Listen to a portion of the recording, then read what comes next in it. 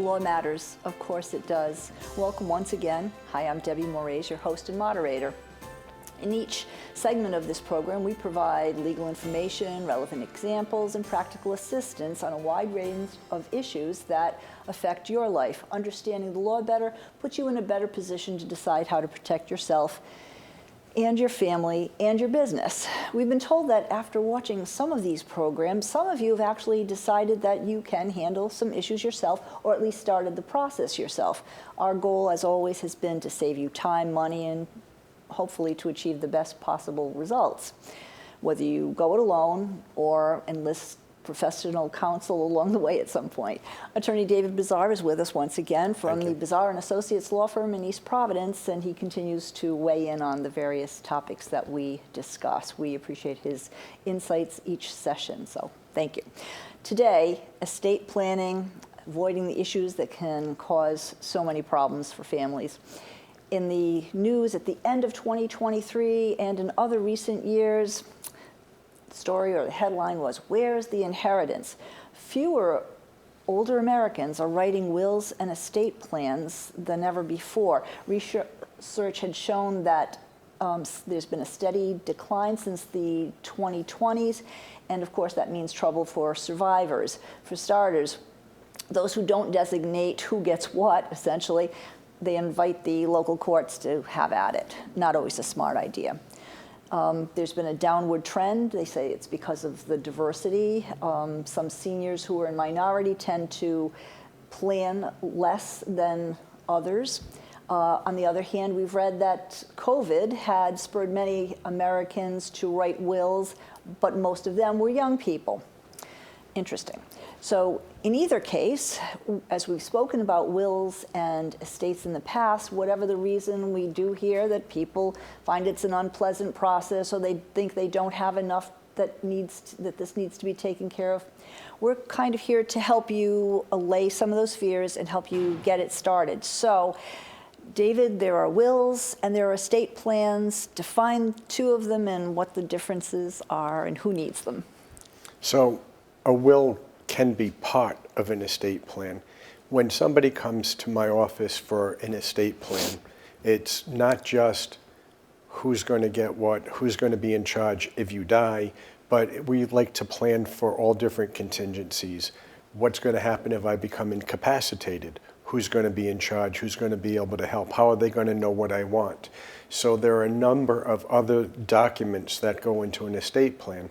But the hiring of an attorney who's an estate planner who knows all the questions to ask is to go so that you make sure all the right questions are being asked and that you're getting some professional guidance in how to put together the most effective plan for what your goals are.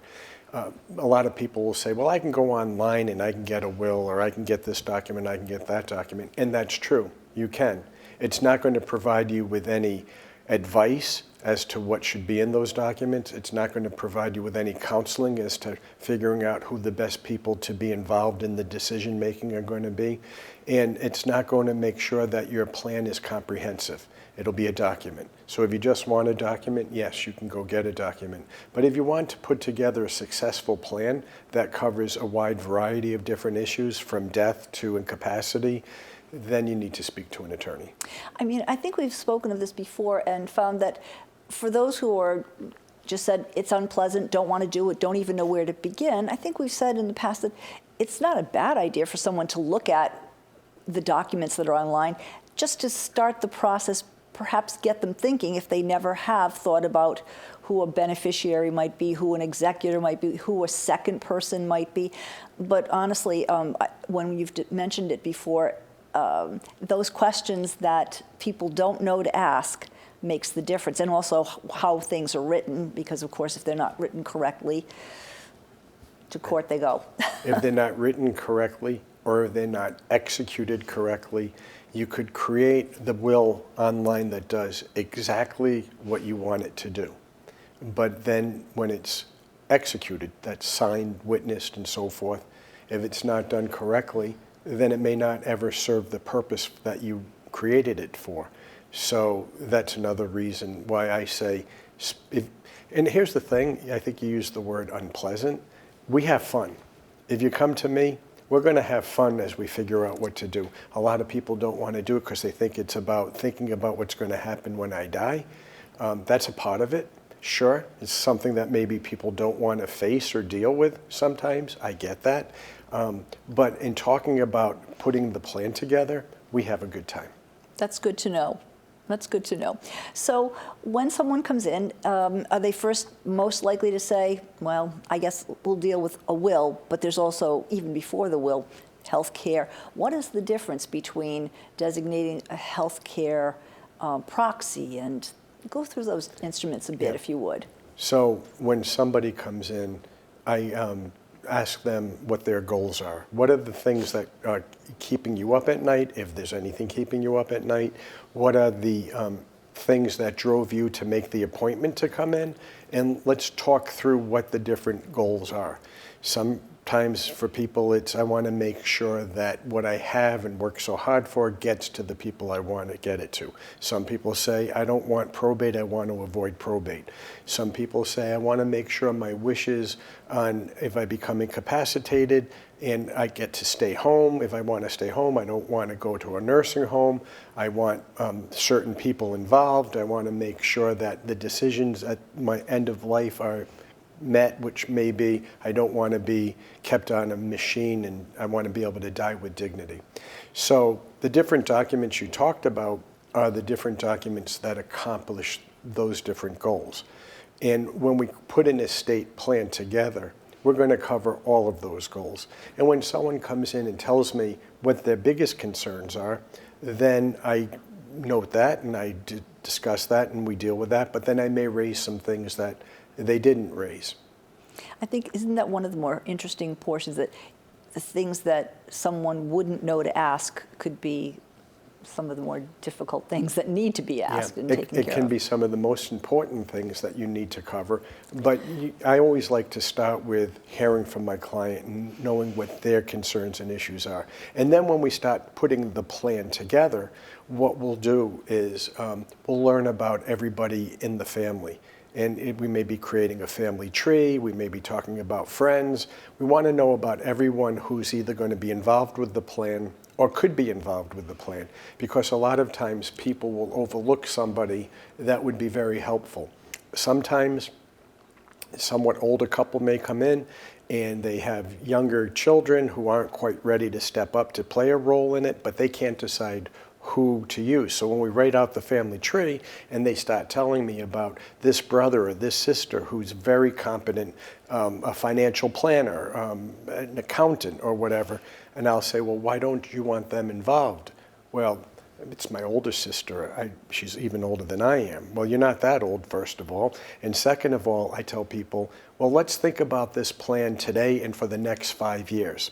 Is that the person you would want for the next 5 years? Then don't discount them because they're a little bit older than you. We can always look at it again in 5 years. So it's things like that as you're going through the family tree and knowing everybody that you can talk to your clients about and really learn more about them, more about their family, and therefore give them more information about what they ought to be thinking about or could be thinking about. And to continue with what you're saying, maybe that person who's the accountant, who's the sister, who's the older sister, is the right person to handle their finances, but maybe not make some medical decisions for them, and they might not know that you could have two different people. Perhaps you should. And who's next in line after that? How do you get to tackle those topics? So when we're going through the discussion, oftentimes it is somebody different because different people have different strengths. And a conversation about who should make the medical decisions often comes down to, well, this person, my oldest daughter, has some medical background. She was a nurse. She's not working anymore, but she was a nurse. She understands medicine. But then the other spouse might say, yeah, but we don't want to put it on her to be the one to decide to not keep us on a respirator or intubated or whatever the decisions are, because she won't make that decision. So we'll talk about the next person. So it's, who has the training and the background or the ability to make it that kind of decision, but who will make the decision that you want them to make. So before we start to talk about estate plans, I had read, and it was interesting, maybe this is the devil's, the other side of the coin here. Some Americans just don't need to have a will. Having a will is no big deal for traditional families comprising a married couple, no prior marriages, their kids. State probate laws are relatively straightforward. People with investment accounts and life insurance policies can name their beneficiaries, don't need a will, point final. Is that the way that goes? What would you say to that? So I would say that everybody needs a will, and it is very possible that the will won't necessarily have to be probated if you have beneficiaries named or joint owners of certain accounts, which is a way to avoid probate. But I'm a lawyer, so we always think about the worst case scenario and something that could come up. So it's really not so much if you're fine with the rules or the laws of intestacy and you die and your assets are going to go to probate, and then the rules of the state will take over where they go, and your assets are going to end up where you want them to go. Just caveat, do you really know where they're going to go? Because every state may be slightly different. But even if that's the case, don't you want to pick who's in charge of making sure your assets get to where you want them to go? Don't you want to make it as easy as you can on your family to make sure that the probate or a settlement of your estate is done smoothly? And I always say, when people say, oh, my bank accounts are joint, I don't own real estate, I have life insurance and IRAs with people named. Well, what if you got killed crossing the street, and now there's a lawsuit that somebody has to file on behalf of your beneficiaries and or your estate, and who's going to be in charge of that? Well, that's one of the things that I think of that, may not ever happen, but what if it does? And someone might not even think to ask that question, which underscores your original point. We hear that the only people who need an estate plan are those who are very wealthy. What does very wealthy mean? Who needs an estate plan, David? Everybody needs an estate plan. There may be different types of plans that you put in place. If somebody is very wealthy and is worried about estate tax, which changed in Massachusetts last year, but it's still, if you have over $2 million in estate tax and no spouse, or even with a spouse and it's over, and you want to save on both your estate tax liability and in Rhode Island 1.7 million plus on your estate tax liability, you might consider a trust plan so that you can take your full exemption on certain assets up to whatever the exemption is, and then the spouse can take his or her full exemption on her estate, and you can double what you are able to avoid paying estate tax on, among other different types of advanced planning that we can do. So if someone comes in and has this scenario that you're suggesting, would you say, I can handle the legal issues, but if we're dealing with taxes, we also need to bring in a tax accountant? Is that necessary? When is that necessary? Not necessary if we're doing the plan, because my office, if you die, will also do the estate tax return. And so we're very familiar with the estate tax, not income tax. We won't do an income tax return, but the estate tax is part of the planning that we do. So when we do our plan, we are very familiar with what we've set it up and designed it to do, so we can file the estate tax return as well. So for our viewers who may or may not hire your firm or whatever, what question should they ask a potential lawyer who's going to be doing the estate plan? What should they ask relative to that tax situation? Well, one of the things you would ask is, I very much appreciate that you can put this plan together. If something happens, if it's a husband and wife or spouses, one of us, if something happens to one of us, we come back to you for the estate settlement, and we do also be doing the estate tax return. It's not necessary that the planner do that, but I think it's helpful as a planner to know what goes into the settlement, so you make sure you set it up to get the best possible result. It sounds like it's an important thing to consider. And as you said, you can file those taxes. Would you during the planning of the estate, would you, at that point, some point along the way, ask a tax accountant to weigh in on it if it's property that's in Massachusetts and in Rhode Island and in Connecticut and it's in California? And some of these things can become difficult, complicated. Yeah. So when we're doing the planning, depending on the situation, oftentimes we will deal with, if it's a business, for example, the corporate accountant to find out the structure of the corporation and what are the retained earnings and can they be taken out of the corporation as part of the estate settlement without any tax complications. So we often work with accountants. And when we've talked about wills and estates before, to avoid squabbles, I know sometimes people say they don't want to do any of these things because they don't want to get involved in family squabbles. I suppose they could have more squabbles after they're dead if they didn't deal with them.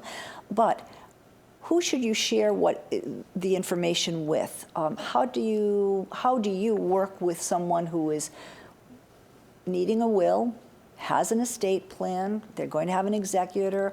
Who should know what? How should that play out? So we often tell folks when they come in to talk about it that doing an estate plan is actually a gift to your family so that you can avoid squabbles at the end. And then the discussion centers on the family and who the players are and what the information is that our clients want us to share and what they don't want us to share. And oftentimes there is sometimes you could have a plan where not everybody's being treated the same because of different situations. It might be in one case where one of the children has done extremely well and the other two children haven't done as well, and they want to benefit them a little bit more because they need it a little bit more. And I'll often talk to my clients and saying, treating children fairly doesn't often mean treating them the same. And so if you are upfront with the reasons why you're doing this, you can do it and probably not cause any problems. And I will tell you that just being upfront with children, especially if they get along and everyone needs to be on the same page, sharing the information can be better. Sometimes it's difficult. We've had other cases where people aren't being treated the same, not because they don't need to be, but because of how they've treated the people leaving, the parents usually leaving their estate. And we deal with that as well.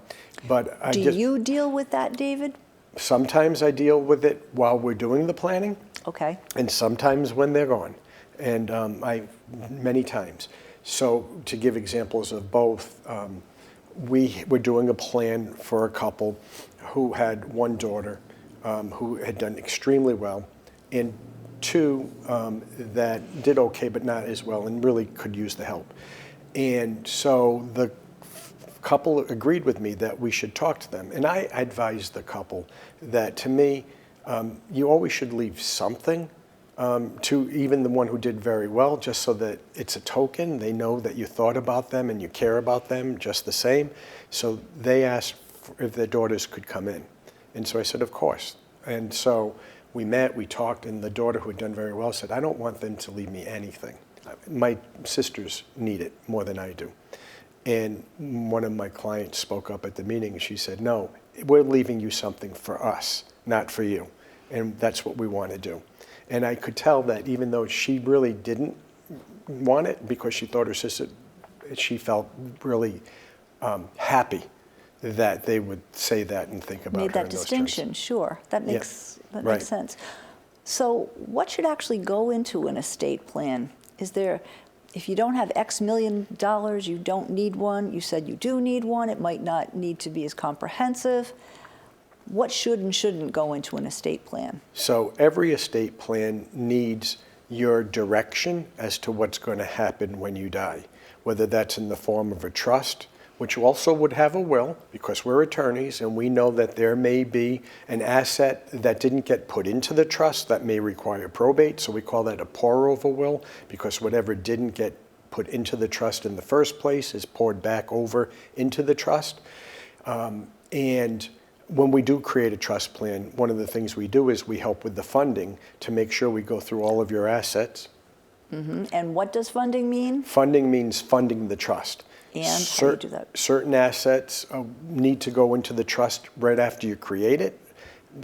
Real estate, potentially, bank accounts, investment accounts, not retirement accounts, because if you change the ownership of the retirement account, it creates a taxable event, but the beneficiary may be the trust. So we go through all of the assets with our clients and say, yep, we're going to create a form, take this to your bank, we're going to contact your investment broker and retitle your account into the trust. We'll go through all of that. But if we miss an asset, that's where the pour over will might come in. And we don't usually miss an asset. What usually happens is the clients acquire an asset after we've funded everything initially and haven't had the opportunity or forgotten to put it into the trust. Your furs, your jewelry, do they go into a will, pour over will? Do they go into a trust? I'm not talking about costume jewelry. I'm talking about something that might be sizable. People ask. When we create our trust plan, we create a document called an assignment of personal property, and we assign all of those assets, the stuff, your things, that don't have a title or other form of documentation for ownership. So we assign all of those things into the trust with that document. Is it true that people don't consider things such as their timeshare, their season tickets to the NFL, their 5 years of Broadway tickets? They don't know who to give them to. They don't think about that. Do you end up doing a drill down to see, let's see what else you have that might need to be in here? Yeah, when we start with a client at our initial meeting, we give them a form to bring in with them. And so then we go through the form, and it will have things listed like personal property and things, and we'll say, do you have this, do you have that? And it says timeshare on there. And we deal with timeshares. Oftentimes you can't put a timeshare in a trust. Maybe sometimes you can. It depends on the company running the timeshare. Hopefully if there's two people, it's joint, and then we can do something with those. Hopefully they can get rid of the timeshare before they die, because they're more of usually a liability than an asset. Well, and quite honestly, once someone lists that, you've brought it to their attention, I'll give that to Joe. Well, you don't necessarily know that Joe wants that, so when someone passes, let's keep it contained there, Joe doesn't want those tickets, then what happens? Yeah. What do you do with that? Or the timeshare. Well, if it's tickets, you can just give them up. If it's a timeshare, you're going to have to deal with somebody or something to sell them. Now, we have dealt with timeshares that actually did have some value. And in one particular instance, most recently, no one wanted it, none of the beneficiaries. So we hired a group, or whatever the company was, that dealt with the timeshare and had it sold off. And they actually got some reasonable money for it. Good to know. Let's talk about money in a different way. It costs to retain a lawyer to do this. I guess it costs if you don't have a lawyer in the first place to do it, because there's going to be some protracted battles that no one wants, plus headaches. How do you determine how someone would be billed to do it? They only need a will, a simple will. They need an estate. You have a plan. You have to go through all that documentation. Hourly, to give people a flat fee? How does that usually work? Yeah, different attorneys will do it in different ways. Okay. I know many of the larger firms that do this type of thing often bill hourly at whatever the hourly rate of the attorney or the associate attorney or the paralegal might be. What we do is we meet with any new client in an initial meeting without any charge, because it's a chance for the client to come in and meet us and make sure they're comfortable with us. And it's a chance for us to meet them and find out what's going to be involved, and to learn more about them, and to learn more about what our advice might be in order to give them a fair quote. We quote a flat fee. So for estate planning, everything we do in that area is based on a flat fee. And we find our clients like to know, this is what it's going to cost me, and it doesn't cost me money every time I pick up the phone to ask a question. It doesn't cost me money every time I send an email. It's all included. It's what I'm getting it's what I'm paying, what I'm being charged to do this plan. And then the cost of the plan is going to depend on the complexity and what's involved in it. So, and how often do people need to revisit that? Obviously, when there's an event, a transition, no one likes the word, but if someone passes or one of the beneficiaries or the trustee, you'd know that that would trigger a time for you to meet with them, or they should tell you that they need to do that. But if they don't, and if there doesn't seem to be a significant and noticeable difference, 3 years, 5 years to review it? What does it take? Yeah, what we do is when we meet with our clients and then we go through the process of doing the plan and we finish with the signing, we'll have told them, or we'll tell them again, that we believe that you should contact us if there's a significant change in your assets. You should contact us if there's a significant change in the people who are playing a role or any role in your plan. Or if 5 years goes by, it's really a good idea just to come in and update. There is no charge to come in and talk about it again, just like there's no charge for that initial meeting, because it's at that review meeting where we'll determine with your input whether anything's necessary to be changed, and then we'll quote a fee, or nope, you're in good shape, you're fine, we'll see you again in 5 years. Sounds good. So let's talk about timing too. Let's assume you always have enough time. What is enough time if it's not just a matter of a will? But I'll ask, how long does it take from the time you meet with someone for them to have a bona fide will that won't be challenged? How long do they have to plan in advance to see you, set it up, transfer the names of the documents and all of that paperwork and the filing? What does that actually take? So if someone's thinking, well, I think I might have a terminal illness, I need to plan for this. What's the time frame, David? So generally, and these things can be tightened up if we need to, generally if you come in and we at that first meeting decide that, yep, we want to do a will plan, we'll set up an appointment for you to come back in and design the plan, and then appointment after that to come in and sign the plan. So that type of timing for that type of plan could be a month to 6 weeks, depending, on your availability and ours. If you're going to do a trust plan, it's a little bit more involved. You'll have an initial design meeting.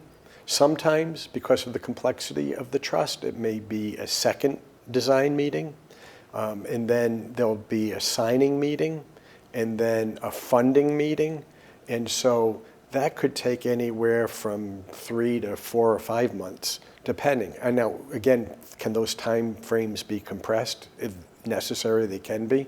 But we often like to meet with a client, especially in a trust plan where a lot of information might be shared in the first design meeting and they need more time to think about it. So you don't want to rush them back for a second meeting, but within a reasonable time frame, and then the drafting and the funding.